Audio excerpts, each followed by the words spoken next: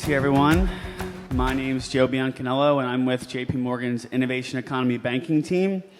So essentially what we do is we provide curated bank products and advisory services for startups from seed all the way through sort of late stage pre-IPO across disruptive industries. So technology is where my focus lies, but we have a national practice across all areas of disruptive healthcare, software, applied technology, which we'll talk about today, et cetera. And so I lead our efforts here in the Pennsylvania market to grow our practice and help companies like ZeroEyes and Asylon Robotics. And so I'm thrilled to be joined here by Damon and Rob.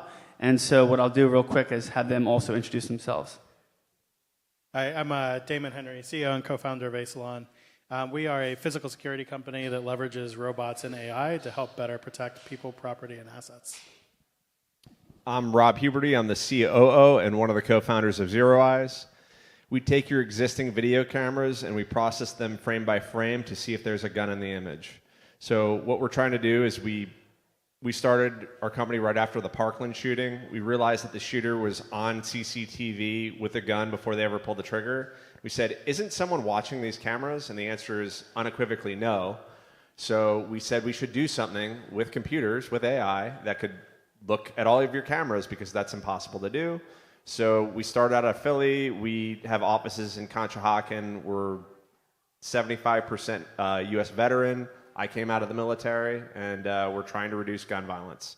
When someone asks, what do we do about gun violence in the United States, we want to say, use ZeroEyes. Awesome. Thank you both.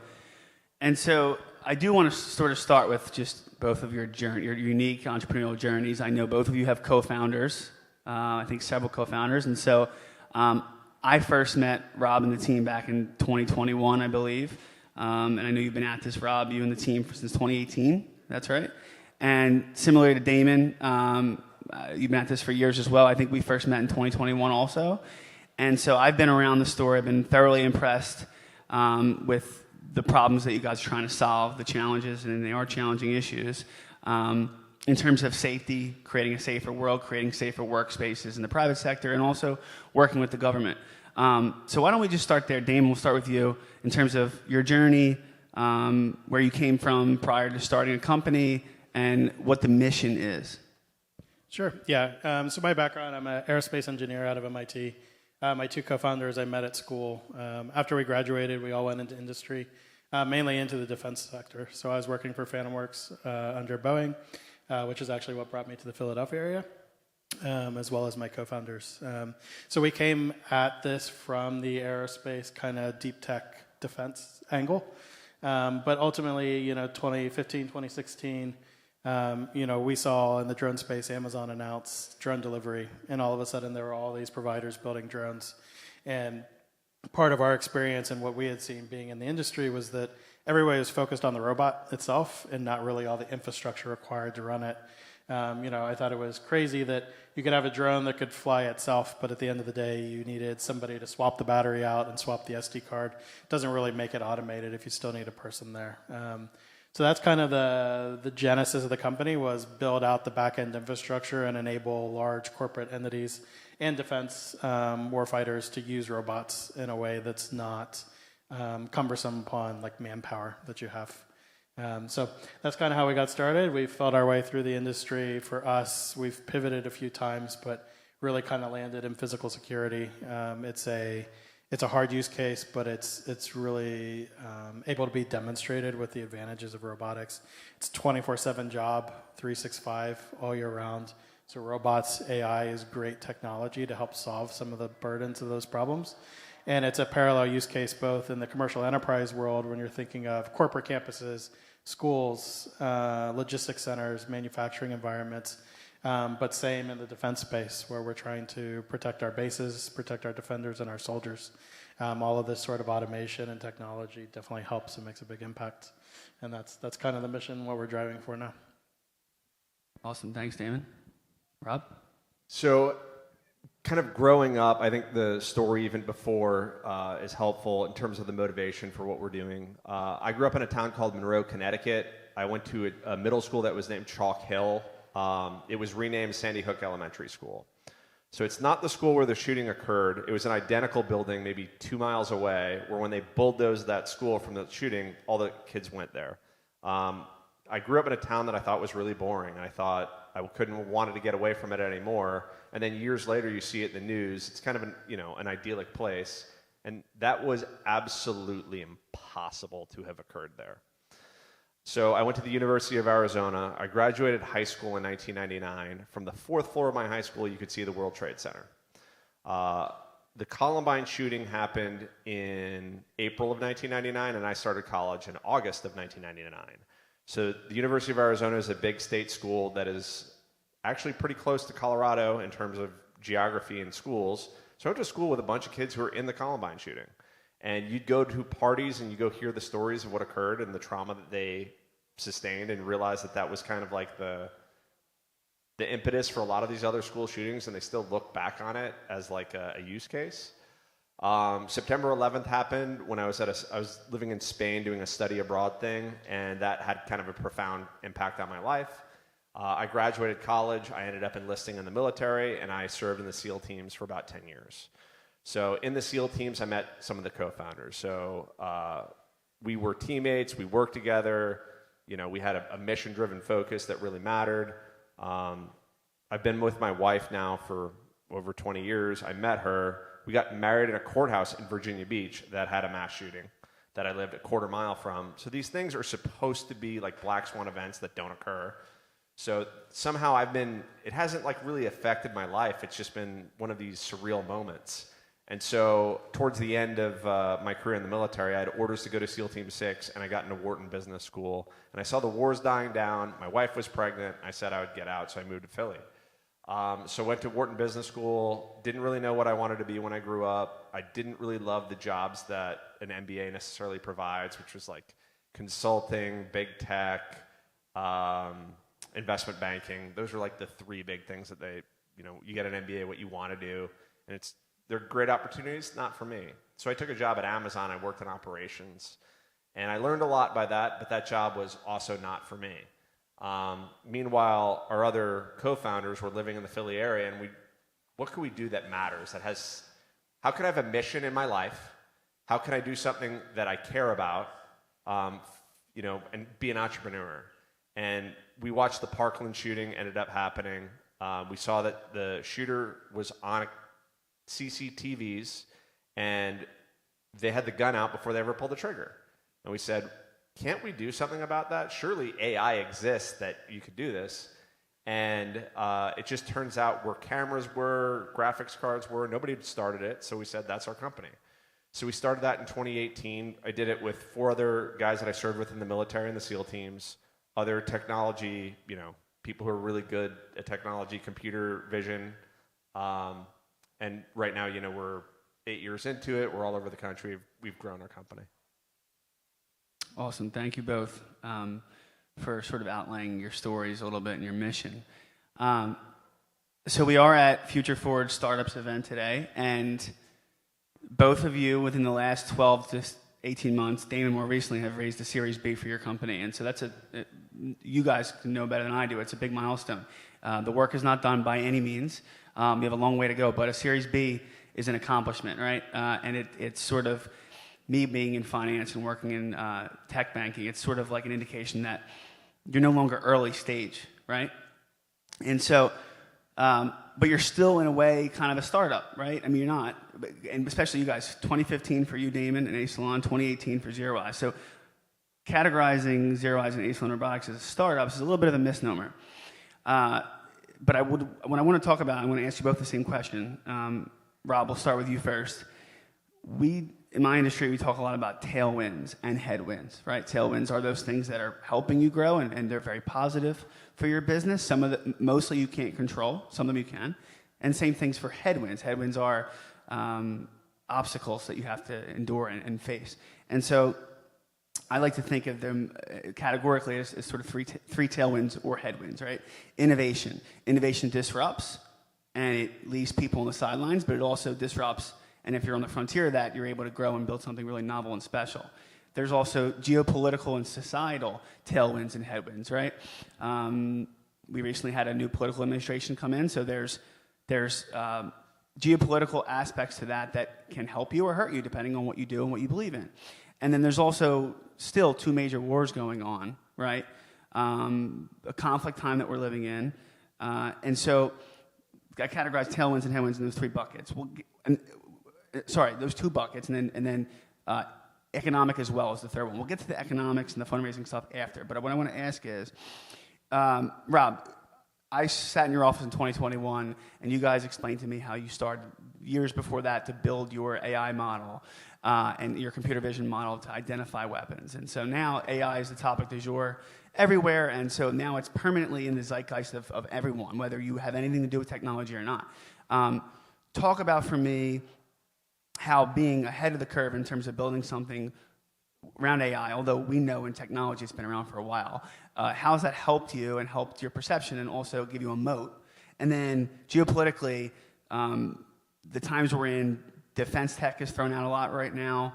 I know you work with the government. How has that helped or hurt your growth in terms of working with the government specifically? So I'll talk about AI as a concept, as a buzzword, and as like an actual thing. So I think that no matter what, before you even mention AI and what that actually means, you need to start any kind of business with a problem, and you have to solve a problem. I don't think that you have a business unless you're tangibly solving something, and I think that the AI has historically been a buzzword for its own self. I think that we learned through like Web3, through the Bitcoin makes sense, right? But its actual use, are we really going to use it? Is that a use case? And maybe Bitcoin is, and the idea and the concept that is, but the technology behind it is really more about how do we trace information and understand how it works. We're going to use that, but we really need a good use case, right?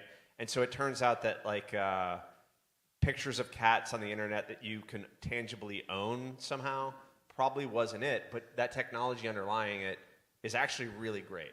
And so what do we do? So with AI, it's the same kind of thing. What's the use case? And we're like, let's stop gun violence and let's at least do something as opposed to the nothing that we're doing. So we started doing that, and I think when you say AI, that could be a buzzword that's good for people and bad for people. But if you're solving a problem and you don't mention AI, you just say what you're doing, it makes a lot more sense. So when I tell people, we don't really say AI that much, even though we use large language models, we use everything that we can, every kind of way to process data to make us better at what we do.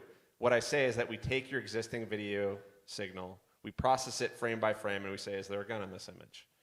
And that actually tells you what to do. It's a use case that matters, because if I can feed that loop, somebody's going to exchange money for that. Somebody's going to value that. If you don't do that, you're going to have, you're going to fight into headwinds the entire time. I think a lot of people are afraid of AI. So when you say AI and you don't have a use case that people want to exchange money from, you're going into headwinds. Another thing is people think with ChatGPT and everything that's come out, they think that they can accelerate past you with a better AI model. And maybe that's true, but I haven't seen it. People still don't know how to use AI in a tangible way that changes people's lives for the better, and we're learning how to do that. The people who understand how to use that as a tool are going to excel, and anybody who's trying to sell that as a concept will not excel. And so in terms of the headwinds and the tailwinds on that, you're going to get both. So we built a product in terms of where we get tailwinds that is kind of unfortunate, that's not intended. We've never really ambulance chased. We don't, if somebody has a shooting, we don't immediately go to them and say, hey, we're your solutions after the fact. Hey, give us money, because that's gross. And everybody would hate that. But what ends up happening is when those things occur, because we've been doing what we've been doing and we don't do that, they do come to us after the fact. And ideally, we get other people, and when that makes national news, unfortunately, that becomes a tailwind. We don't want to go out there and publicize it, but we want to be in those situations so that we can protect people. Because, at this point in our company, we've arrested like 100 people or so who had ill intentions with guns, and you want to do that more and more. The more that our web is bigger, the better we'll be. So you get inadvertent headwinds and tailwinds, and you don't see any of these things coming, and they knock you on your feet. there's a weird thing that there's paranoia from people of like what AI is. They're afraid of it. And is that fear today or not? Will investors invest into it? We found that facial recognition is something that people are afraid of. We thought about doing that early on, and we stopped doing it because they are afraid of that. Gun recognition, they don't feel as invasive in the same way. So those are kind of headwinds and tailwinds that I've noticed of AI. But as you're a founder, you have to pivot a lot on things that you never saw coming. So like right now in this administration, if you want government money, this was a bad quarter. It's a bad quarter for everybody. And will it recover? I believe so. But I think a lot of people who are spending government money, even if they have it to spend, are not spending it. This is a tough one right now. So that's a headwind that we didn't see coming. Very helpful, thank you. And there you go. It's like the pivot, the term pivot in startups. I'm sure everyone here is very familiar with that word pivot, and it's a necessary part of doing something novel and new. And you're always testing and experimenting, and you're always facing things you can't control. So, Damon, same question. The one comment I want to make real quick is anyone who's ever interacted with a robot understands that there's AI embedded in the robot, right? You have incredible technology for autonomous drones and autonomous quadruped robots. So the slightly different parts of the question to you is AI, but also robotics. Because I think right now is a time where, my girlfriend's a nurse, for example, and she's sending me videos of humanoids. And so now the humanoid is allowing robots to enter into the idea of like everyday life for people. Whereas someone like myself, I was familiar with the robots that Amazon was putting in years ago, and so were you. But the nurses, the teachers, unless they're techies, they weren't aware of robots and the incoming, what I feel to be a huge paradigm shift. And so how has AI and robotics and what's going on now, specifically with just humanoids as an example, been a headwind or a tailwind for you? And then also the geopolitical defense and government aspect. Sure. Yeah, I think from the tailwind perspective, the push for AI has definitely helped the robotics use case, right? Like you said, they're definitely coupled, right? So you hear AI, you think robotics. And so what we are seeing is customers are becoming more comfortable adopting robots. If you looked 5 years ago, convincing somebody to adopt a robot was kind of like really early adopter, like fundamental change, right? Like you're asking that person to effectively risk their job, right, to employ a robot because it was viewed as very experimental. And while robotics still has a way to go, as you're seeing the rise of the humanoid robots and all the money being pumped into that and the rise of AI, people are just naturally becoming more okay with robots and more comfortable with them. And so you're seeing actual customer buying intentions kind of going along with that. And I think, you're seeing it a lot in the logistics space, right? A lot of the factories and centers that we're operating on the outside of are 80-90% automated with robots on the inside now, on the interior. And so there's definitely this growing tailwind and trend of the adoption of robotics in a lot of different use cases. And I think the AI messaging and kind of this entire story is pushing that along. But I think, in terms of what Rob said, I joke with my co-founders, we were doing AI before it was cool, right? It's we've been using it since day one. I think just to second your point, it's not about the AI model itself necessarily as a competitive advantage. The mode is the data, right? What you have. When we talk to investors, what we tell investors is not that, we have this great AI model. It's that I have 100,000 hours of security footage outside of facilities around the country that I can train my models on. And that's ultimately the differentiator and the big deciding factor between why my models are going to be better than somebody else that's entering the space. Because we have that inherent data, but experience and insights that come along with actually physically doing the work and building the model behind it. So that's like super important as you're thinking through building a software platform, building the competitive edge. And I know ZeroEyes has very similar setup and story to that. So just wanted to kind of add in there. I'll add one thing to that. The ability to do something and the ability to have the theory to do something are entirely different things. So an AI model training to do something could be incredible, but the implementation and the execution are literally the company. I think, of any company. So you could have a better technology, but if you can't execute and you can't implement, that is, where the rubber meets the road. So the idea, and even a superior technology actually rarely wins. Superior execution wins every time. A bad plan executed well will always win, and that is the hardest thing of it. You could have a perfect technology. It's not going to work for so many reasons outside of your control. And if you could just methodically go through it and fix every problem as it arises, you're going to be successful, and that is a fight, and that is something that everybody's going to have to do. So it's ironic that the best technology doesn't always win, and really never has, and the best execution typically does win, and you're going to see that in this space. Yeah. No, yeah, I completely agree with that. I think we went out on the operational aspect as well. One of our other differentiators as a company is we call ourselves physical security as a service. And that's because a lot of the robotics AI providers in our space, they just sell the product and then they walk away. They allow the customer to set up the robot, get everything running, and kind of maintain that. We actually keep it as a full stack service. So we maintain the robots, we operate them on a daily basis. We actually run, like ZeroEyes, the monitoring center behind all of the analytics and the data. So in a lot of ways, we are our own customer, or our operations team is our technology's customer. And it creates a faster iteration loop. And actually gives us a leg up above most of our competitors. I think you both make a tremendous point in terms of the execution, how fundamentally important that is, and how important to both of your businesses having humans in the loop to sort of for your comprehensive offering. And it's so true. We also say in my industry all the time, there's market risk, there's product risk, and there's execution risk. And I would argue that the thing you can control the most, although you can't always control it because you can't control everyone on your team, and is execution risk. The market's going to do what it's going to do, and unfortunately, there are forces that are very much so beyond your control at times. But product, you can control a lot of that, but you can't necessarily control what a competitor is doing in terms of their product, and maybe there's some aspects that are better or worse. But execution risk is, I would argue, is very much in your control. Compared to the other two. And so it's a great point, Rob, and Damon, thanks for hitting that home. So the other thing that I mentioned briefly earlier is selling to the government and selling to the private sector are both two different avenues that are very fundamental to both of your businesses. And so can you both talk to me a little bit about the differences and the nuances?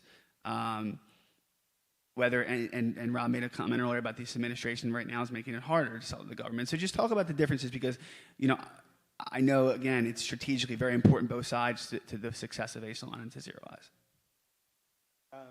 Yeah, I'll go first. So I think at a high level, the way we view, both commercial and defense is, for us, it's multiple ways to win. That's the core fundamental aspect is we've got a budding, growing commercial business that could be the win for Asylon.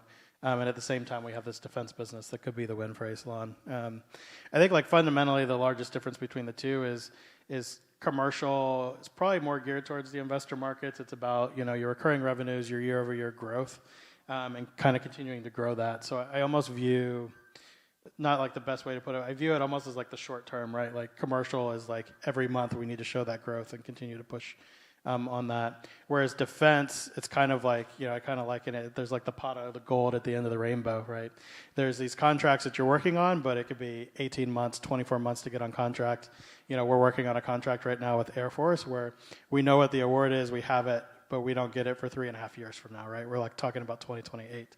And so it's almost like survival to get to the award and all the work and effort that you put into the defense space. So I think what's been really great for us by having both and kind of tying into this dual use company aspect is the commercial business really drives us on a day-to-day perspective, keeps the business running fundamentally, but then we're working on these really long-term, super lucrative efforts that are coming to fruition now and in the future over the next 5 to 10 years. And so there's this balance, and again, multiple ways to win. I think as we've looked at competitors in our space, and we've seen many drone companies kind of come and go under, the one thing that's kept us alive is by being able to lean to one side of the fence or the other. As Rob mentioned, defense really hard to land contracts right now with kind of how everything's ebb and flowing. So, we're relying very heavily on the commercial business. Whereas a couple of years ago, if we relied on the commercial business, particularly during COVID, things like that, we would have gone under. but we were able to get a bunch of grants from the military side of our business and kind of keep ourselves alive. And so having these like two different avenues where you can kind of pick and choose, with the caveat that the product itself is like 95% similar between the two businesses, so that you're not like truly changing your business model or anything. But that's how we kind of viewed it. I think it's great. We're like a really good fit for dual use. The ultimate mission and ROI to the customer is the same, whether you're protecting a base or you're protecting a corporate campus. We have a similar thing where it's a dual use case, right? So in Peter Thiel taught a class at Stanford. He wrote a book called 0 to 1. And in it, the first thing that he asks, he's like, what do you believe that the rest of the world doesn't? You make a business out of that. And so one of the things that, as we were selling this to schools, everybody told us that schools don't have any money. And it turns out that what we've discovered, schools can get money for security through grants. So that actually was surprising that we were able to sell to schools so that everybody's like, you're idiots, you'll never be able to sell there. And we thought that the technology was probably the best use case was in schools, and everybody told us to go to the government. And what's funny is that the government pulls the rug out from under you very often out of their own control. So we had government contracts worth millions of dollars that got canceled in the middle of them, and you said this is funded by Congress and they won't that Congress pays their bills. Sometimes they do and sometimes they don't. And so it's one of those things that you have to fight both sides. So what we found, at least surprising to us, there was a period where schools were easier to sell into, and that the government was harder. And what we're finding now is that maybe that's changing, and the way that government grants were being given out is changing within this administration. I don't know if that it will fundamentally change, but I think that the idea, of whatever Doge is, or they want to spend less money, and even if you have money in a bank account, they won't spend it, which is something that's frustrating. It's really out of fear. So when we equalize from whatever's being done, maybe that changes. But we had government contracts even pre-COVID that got ended because the government cut programs. And there are things called SBIRs that are like really great that everybody goes after, small business innovative research that kind of fund things, and those get cut every year so that you really can't count on them for the next year. If you're good at them, you can attack those. But we've had a balance of where money comes from, when you go after each customer base, that's really challenging. And you just have to, our product is also 95% of the same across both. So we're able to sell to both. And you can change how you market and who you go towards. You have to fight for all of it.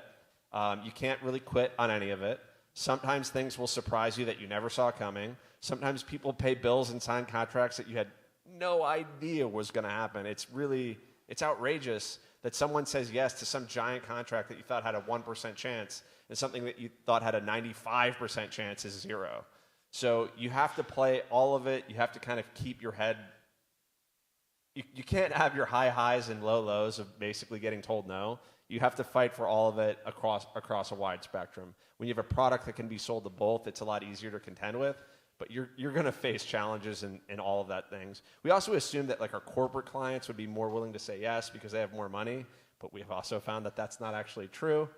We're working through it. I don't know. I don't have a great answer. That was a pretty good one. I believe we're nearly at time. Okay. Yes, we are. So we have 10 minutes for audience Q&A. So we'd love to open that up. I believe they're coming in via text, I was told, unless we can just pick hands. Is that okay? They're coming in text. Okay. I have one here. How do you protect public privacy, assuming your data unintentionally? How do you protect public privacy? So we went and we put our hardware on premise. So the only thing that actually leaves is not PII, personally identifiable information, as much as we can. We limit the amount of information that even comes through. We protect the tunnels in which that comes through. We went and got SOC 2 compliant, ISO 27001 compliant. We keep all of our monitoring in the United States. We control exactly where it goes. We do it with veterans. We audit all of it. And as much as we can, we anonymize all of the data. No matter what you believe is, if someone sends you an email, that is data. If somebody sends you a picture, that is data. If someone talks to you on the phone, that is data. If your eyes see something, that is data. So at what given point in this world do we count something as not data? We do it all the time when we discredit things. And then, so it's actually complicated, but when you do the best that you can and you go try to hit the highest thresholds that the US currently has, so right now Europe has different thresholds, and basically if you see a human face in any place, like you have to erase it. It's like GDPR is what Europe does, and basically you're not allowed to take a picture of anything. Is kind of the law. It's not actually followed though. So like, how do you do your best? Well, you decide what your standard is. It can't be nebulous, and then you follow it as hard as you can, and you try to protect people's data. The thing that we do is we don't sell data.